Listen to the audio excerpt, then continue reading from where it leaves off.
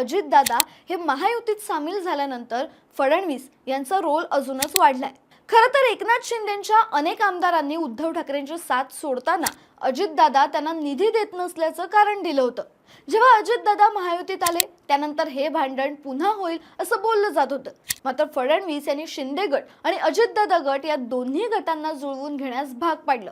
थोडक्यात तीन पक्षांचं महायुतीचं सरकार चालवण्यात फडणवीसांचा मोठा रोल आहे। या अशा वेळी येत्या निवडणुकीत जर महायुतीला खिळखिळीत करायचं असेल तर मग या महायुतीतल्या सर्वात महत्त्वाच्या दुव्याला टार्गेट करण्याची विरोधकांची स्ट्रॅटेजी आहे। फडणवीसांना टार्गेट करण्यामागचं दुसरं कारण हे लोकसभेचा निकाल आणि भाजप पक्षश्रेष्ठी यांची नोंदणी घेण्याची शक्यता। यावेळी विरोधकांच्या दबावाखाली जर फडणवीसांनी एखादं चुकीचं स्टेटमेंट केलं तर त्यांची दिल्लीत प्रतिमा अजूनच डागाळली जाईल असा विरोधकांचा कयास असावा असं ज्येष्ठ पत्रकार सांगतात।